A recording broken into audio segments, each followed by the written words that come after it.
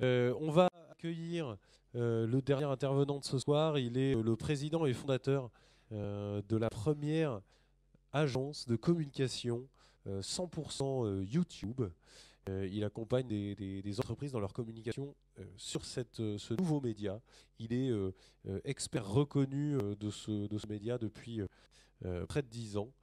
Merci de réserver un tonnerre d'applaudissements pour Fabrice. Merci.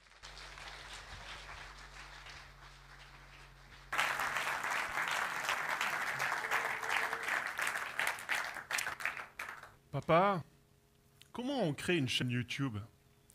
Ça, c'est la question qui peut faire paniquer plus d'un parent aujourd'hui. Moi, même si j'y connais un rayon en matière de YouTube, elle m'a laissé un petit peu sans voix. Alors vous l'aurez compris, si je fais cette intervention ce soir, c'est pour tous les Antoine, tous les Raphaël, mes deux garçons de 7 et 9 ans, car la tentation est trop grande aujourd'hui de rester passif derrière ces écrans et de ne pas réaliser ses rêves. Parce qu'en fait, voilà à quoi on ressemble quand on regarde YouTube. Alors, je vais vous laisser un indice, vous allez regarder tout comme moi, mais vous verrez qu'il y a deux catégories de personnes, ceux qui sont actifs et ceux qui sont passifs. We go 1 and 2 and 1 and 2 and 2. And how about hi-hat? Running right way through phrase. And 2 and 2 and 2 and. Virgil. So I have a couple tips that I...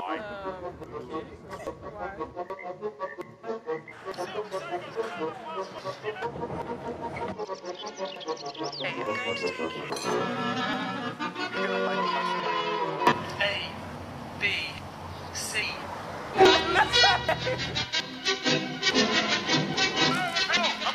And whisper to make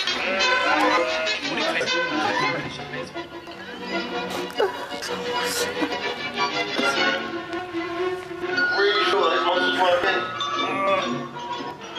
Squeeze it out.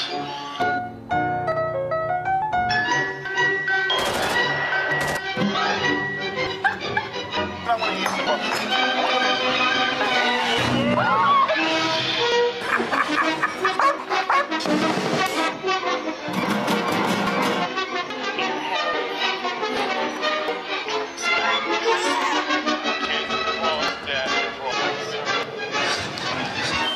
So delicate.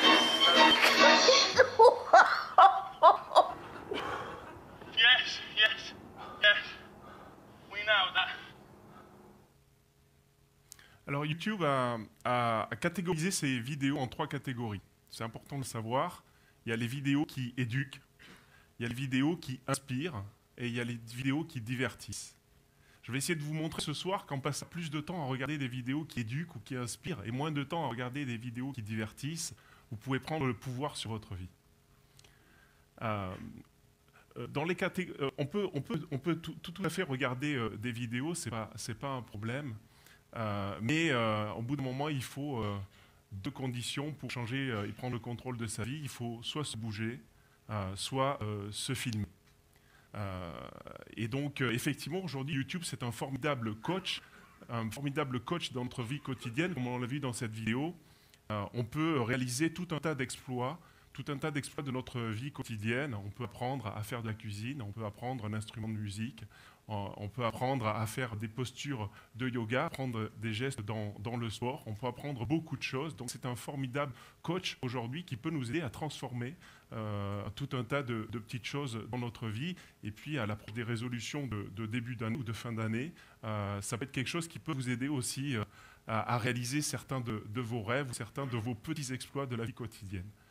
Certains ont également appris à faire des choses beaucoup plus importantes comme construire des maisons ou apprendre à lasser le javelot. Je vais vous montrer deux exemples absolument palpitants de personnes qui ont utilisé YouTube pour radicalement changer leur vie et réaliser des exploits hors du commun. Ça, c'est Cara Brookins. Cara Brookins, c'est une Américaine du Wisconsin qui s'est séparée de son mari après des violences conjugales et qui était sur la paille. Elle avait 4 enfants, elle avait une détermination sans foi, elle avait une volonté, elle était vraiment à la rue et elle avait comme objectif de donner une chambre à chacun de ses enfants, mais elle ne savait pas du tout comment s'y prendre, elle n'avait plus un sou, Donc elle a fait une chose merveilleuse, elle a regardé des tutos sur YouTube. Elle finit par fabriquer une maison de ses propres mains pour ses 4 enfants. C'est un exemple merveilleux de personnes qui, comme ça, peut utiliser YouTube à la force du poignet pour réaliser un rêve aussi grand que construire une maison, comme quoi c'est possible. Alors vous comme moi, on s'amuse de temps en temps à regarder sûrement des tutos sur comment changer une prise électrique, comment changer un robinet. Je peux vous dire que Cara Brookins en a regardé un paquet de vidéos avec une ferme volonté de prendre le contrôle sur sa vie et de prendre sa vie en main. Un autre exemple qui est vraiment tout aussi passionnant, c'est ce jeune Africain de 28 ans. C'est un Kenyan. Et lui, il avait une passion pour le javelot. D'accord. Mais au fin fond de son village, il n'avait pas les moyens de se payer un entraîneur. Je dirais même qu'il n'avait pas les moyens de se trouver un entraîneur. Alors qu'est-ce qu'il a fait? Il a fait comme la majorité de ces Africains qui, au fin fond de leur village, ont une soif d'apprendre. Ils vont au cybercafé du coin et ils commencent à regarder des vidéos. Il en a tellement regardé qu'à la fin, on l'a appelé Monsieur YouTube. D'ailleurs, aujourd'hui, il est connu dans le monde comme étant Monsieur YouTube. Il regardait tellement de vidéos de tous ces athlètes, de tous ces sportifs, de tous ces entraîneurs qui donnaient des conseils, qu'il en a fini par devenir tout simplement champion du monde de javelot en 2015, et puis médaille d'argent aux Jeux Olympiques de Rio l'année dernière, dans la catégorie, dans la discipline du javelot. Chapeau, Julius, pour cet exploit, comme quoi, même si on veut devenir un sportif de haut niveau, YouTube peut aider dans la catégorie éducation à le devenir. Alors, pour la majorité d'entre vous dans cette salle, vous avez accès à YouTube environ depuis la maternelle. D'accord? En tout cas, pour ceux qui sont lycéens ici. Mes enfants, ils ont accès à YouTube depuis qu'ils sont nés, même si on essaie de contrôler un petit peu les accès, ce qui n'est pas toujours évident, surtout sur la partie passive, on va dire. Moi, j'ai eu accès à YouTube à l'âge de 35 ans. Bon, c'est une chance, c'est pas une chance, je ne sais pas. En tout cas, à 35 ans, j'ai accès à YouTube. Vous y avez accès beaucoup plus rapidement que moi. J'en ai pas tout de suite eu besoin. Par contre, à 37 ans, j'ai changé de vie. J'ai déménagé, je vivais sur Paris et j'ai radicalement décidé de changer de vie en allant en province. Et il a fallu que je me réinvente complètement. Il a fallu que je crée mon job. Alors, qu'est-ce que j'ai fait? J'ai commencé à regarder des vidéos sur YouTube. Et un jour, je suis tombé sur une vidéo qui m'a complètement inspiré et en tout cas transformé. Alors, c'est un petit peu marrant comme ça. C'est tout simplement une vidéo qui est une publicité pour des brosses pour se nettoyer les dents. C'est une marque américaine qui s'appelle Aura Brush. Et le jour où je suis tombé sur cette vidéo, j'ai commencé à creuser en me disant, mais comment ça se fait que cette publicité ait autant de succès? J'ai creusé, je me suis rendu compte que grâce à cette publicité, la société Aura Brush avait vendu plus de 1 million de brosses en moins de 2 ans et c'était étendu dans plus de 40 pays. Et là, je me suis dit, si une vidéo sur YouTube permet à une société qui n'existe pas d'exploser radicalement en moins de 2 ans, alors c'est qu'il doit y avoir un petit secret quelque part. Je me suis mis, à partir de ce moment-là, à regarder toutes les vidéos de toutes les entreprises qui réussissaient sur YouTube, au même titre que d'ailleurs les vidéos de tous les YouTubeurs qui réussissaient sur YouTube. Et à force de regarder des centaines de vidéos, je me suis rendu compte qu'il y avait toujours à peu près la même logique derrière ces vidéos-là. C'est-à-dire que ce n'était pas tellement le contenu qui était important, ce n'était pas tellement la qualité de la vidéo qui était faite, mais plutôt la persévérance qui était mise dans ces vidéos, de façon à raconter une histoire, de façon à engager une audience.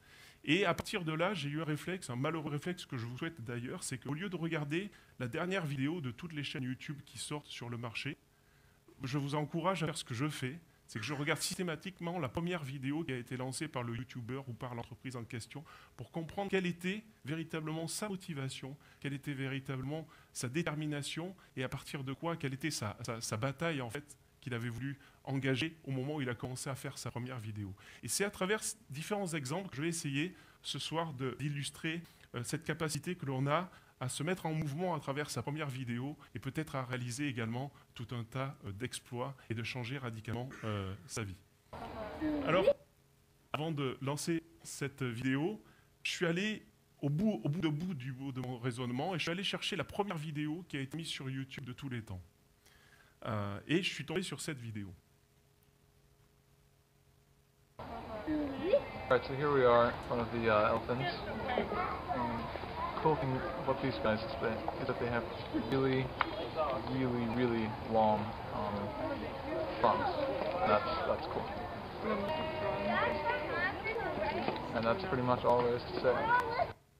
Donc dans cette vidéo de 18 secondes, qui est la première vidéo qui a été mise sur YouTube, ce jeune américain n'a pas par la suite lancé une chaîne sur sa passion des éléphants ou même sur les tenues vestimentaires que l'on peut avoir et qui peuvent rendre tout aussi ridicules les unes que les autres. Non, il a tout simplement cofondé YouTube. En fait, ça, c'est le fondateur de YouTube. Et quand, à force de regarder cette vidéo, parce qu'elle a fini par me tracasser un tout petit peu, je me suis dit qu'en fait, il nous a envoyé, en tout cas à tous les apprentis youtubeurs, à tous les apprentis entrepreneurs, un message qui est « te prends pas la tête, d'accord ? N'aie pas peur du ridicule, lance-toi, filme-toi, et peut-être que tu vas arriver très très loin ». Et véritablement, à travers cette vidéo, je crois que tout l'ADN, je dirais, tout le mécanisme qu'il y a derrière YouTube a été véritablement mis en œuvre. Aujourd'hui, je pense que c'est à peu près cette vidéo qui va inspirer tout ce que font aujourd'hui les YouTubeurs, à savoir sur un créneau qui est « je me lance, je ne sais pas où est-ce que je vais arriver, mais j'y vais à fond ». Voilà. Et aujourd'hui, les YouTubeurs qui réussissent ont en tout cas cet état d'esprit. Je vais essayer de vous le démontrer. Un premier exemple, c'est pour les apprentis chanteurs. Il y en a peut-être parmi vous.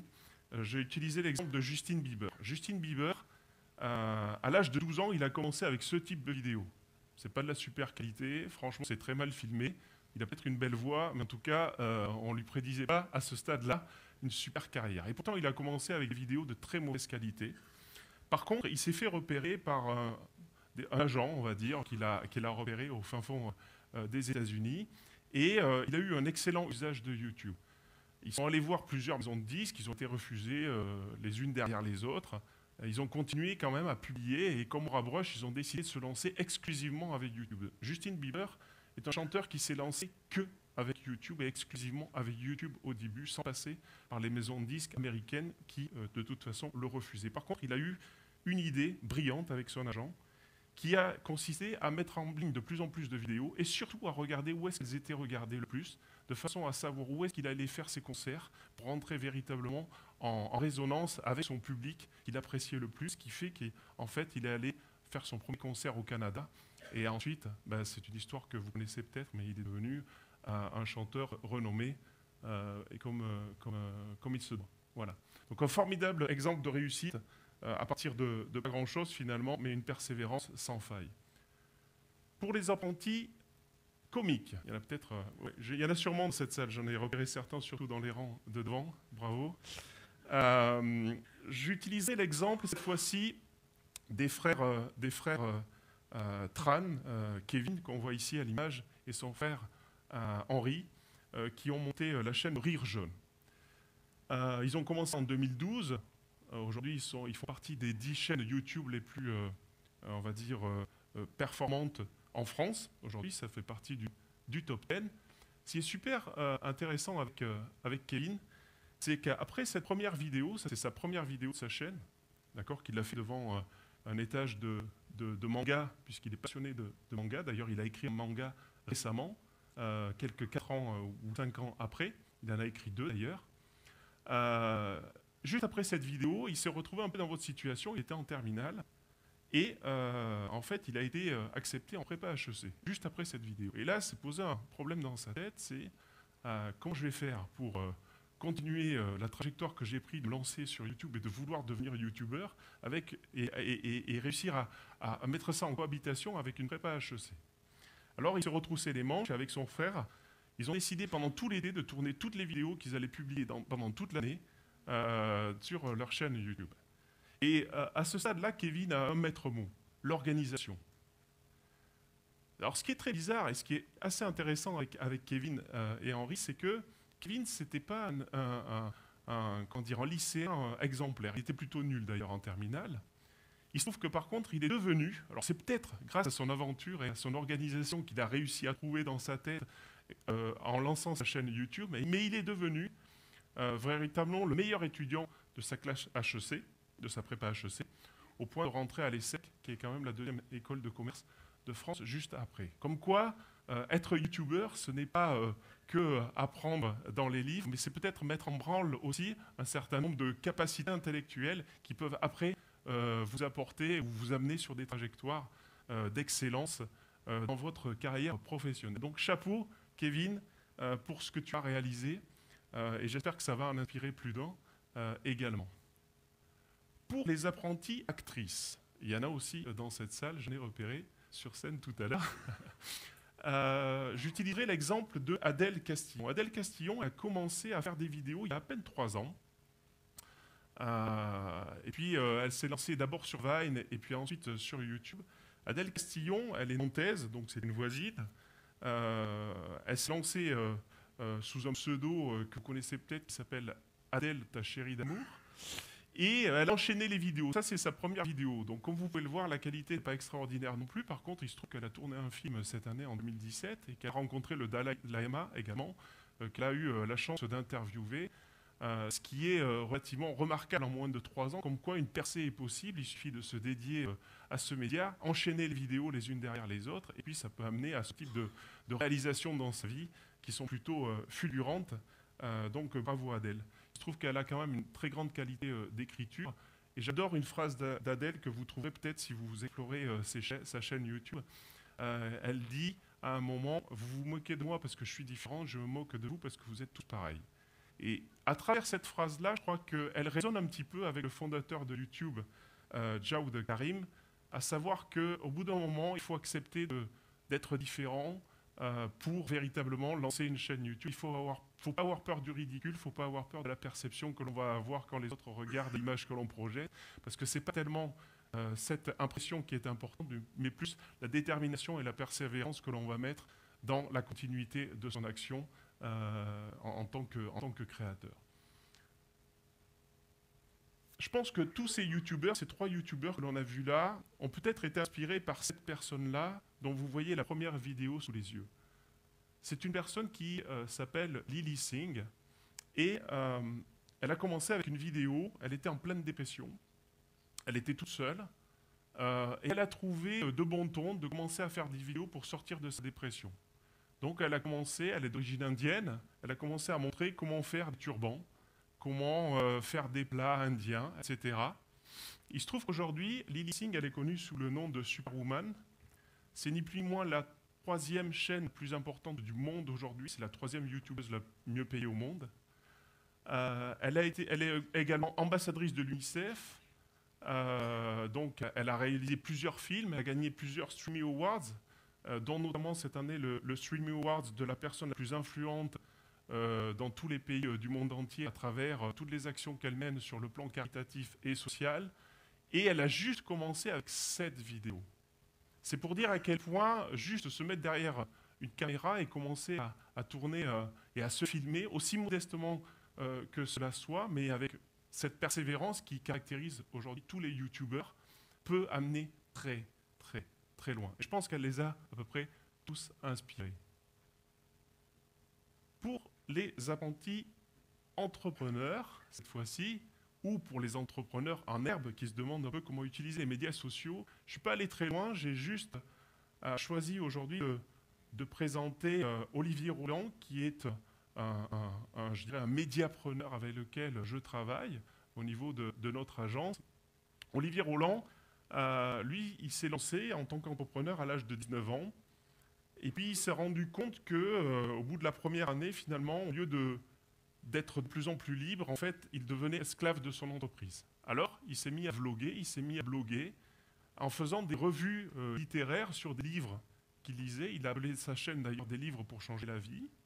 Et puis, à travers cette chaîne-là, il a commencé à donner le goût de la lecture et à donner le goût de changer à travers son apprentissage. Ce que je trouve remarquable chez Olivier Roland, c'est qu'en 2014, il a pris le pari, il se jette énormément de défis, il a pris le pari de publier une vidéo par jour pendant 365 jours. En fait, il en a publié 465 exactement, à raison de une par jour. Pas forcément de super qualité, mais en tout cas en y mettant les tripes et en disant tout ce qu'il voulait dire, tout ce qu'il voulait véhiculer comme message. À partir de ce moment-là, sa chaîne a littéralement explosé. Je trouve que c'est quelque chose qui mérite d'être signalé. Au passage, pour faire écho un petit peu à ce qui a été dit tout à l'heure dans les autres présentations, Olivier Roland a écrit un livre récemment qui est un best-seller qui s'appelle « Tout le monde n'a pas eu la chance de rater ses études ». C'est un petit clin d'œil pour dire qu'en fait les trajectoires peuvent être très différentes et que aussi se prendre en main en lançant une chaîne YouTube peut être aussi une trajectoire qui peut amener très très très loin. Ce type d'entrepreneur, comme Olivier Roland, a sûrement été inspiré par ce personnage. Alors lui, que vous voyez sur l'écran, il a commencé avec cette vidéo, de qualité également très médiocre.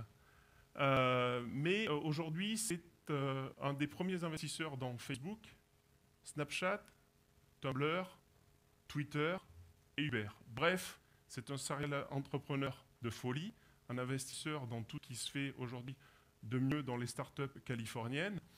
Mais il a commencé avec cette vidéo, dans laquelle il faisait une revue de vin, tout simplement parce que il venait de reprendre la cave de son père, que son père avait laissé à 3 millions d'euros de chiffre d'affaires environ par an. Et puis il s'est lancé exactement le même défi que Olivier Roland. Il s'est dit, je vais faire une vidéo par jour.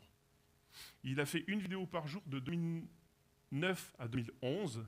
Il a fait plus de 1000 vidéos, une par jour, toutes de la même qualité, c'est-à-dire pas forcément d'une qualité exceptionnelle. Et pendant ce temps-là, le chiffre d'affaires de son entreprise est passé de 3 millions d'euros par an, de dollars par an, à 60 millions. Et là, il a compris quelque chose. Il a compris qu'il suffisait tout simplement de mettre de l'attraction, de la vélocité dans sa production de contenu, pas forcément de la qualité, mais en tout cas de la vélocité pour entraîner son business dans la foulée. Et ça, c'est la leçon qu'aujourd'hui on peut retirer pour les entrepreneurs, c'est qu'effectivement, avec cette persévérance, plus que par la qualité de ses productions, on peut vraiment créer la différence. On a des exemples comme Olivier Roland ou comme Gary Vaynerchuk, que je viens de vous présenter ici, pour ceux qui ne le connaissaient pas, qui sont de formidables exemples également pour les entrepreneurs. Alors je le dis aussi bien pour vous que pour moi, parce que je me sens autant concerné par ce type de message que vous pouvez l'être dans la salle aujourd'hui. N'ayez pas peur du ridicule. Que l'on ait envie de gagner des compétitions, que l'on ait envie de construire une maison, que l'on ait envie tout simplement de révéler son talent, ou qu'on ait envie de construire des empires médiatiques, d'accord, n'ayons pas peur du ridicule, et puis osons, parce que je crois que c'est tout simplement la meilleure façon de ne pas subir. Merci.